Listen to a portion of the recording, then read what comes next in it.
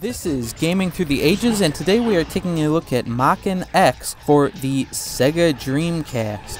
Maken X is a rare breed of game in that it's an FPS, but it's not a first-person shooter. Rather, it's what's known as a first-person slasher because it is melee-oriented. Gamers familiar with Hexen may have been introduced to this gameplay style earlier, but few games set out to be first-person and focus heavily on sword combat. At first, the controls in Maken X may feel awkward to some, but after a few minutes can become very rewarding to learn. You can strafe left or right, jump, slash your enemies, or block with relative ease. However, when you target an enemy, the control scheme changes slightly to make it even easier to approach an enemy. For instance, instead of strafing just left to right, you will strafe in a circle around the targeted enemy.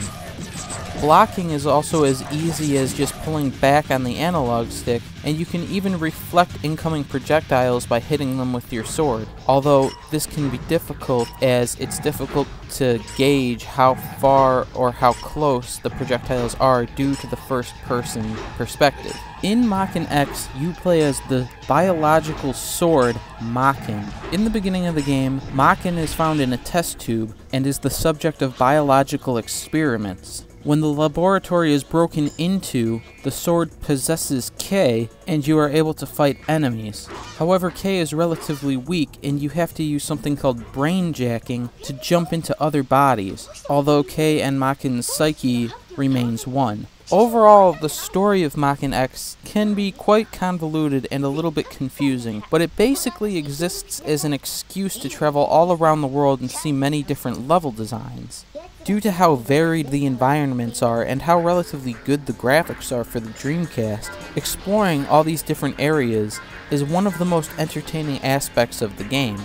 One level you may be in a snow-covered area of Moscow, and then in the next level be in a brightly lit downtown Hong Kong. Throughout the game you will also get to make several choices that happen when there are inner dialogue sequences between K and Maken. These yes or no choices can lead you down several different paths, which lead to several different endings.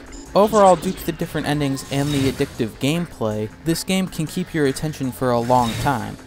It also helps that a lot of the music is Japanese rock, which is usually instrumental guitar rock, which fits the mood of an action-oriented game. However, many of the sound effects, such as the explosions, sound muffled and a little bit off. That being said, the game runs extremely smoothly, the environments are a joy to look at, and the character designs are extremely creative, although some of them may be rather controversial. However, Maken X is one of those rare games where the gameplay actually seems to look better than the cutscenes. But truth be told, most gamers playing Maken X are going to be playing it for the gameplay and not for the story. It's worth noting that Maken X features various path progressions so that the game doesn't have too much linearity. Also, when brainjacking new characters, sometimes previous levels will now have newly available paths, which often lead to different characters to brainjack.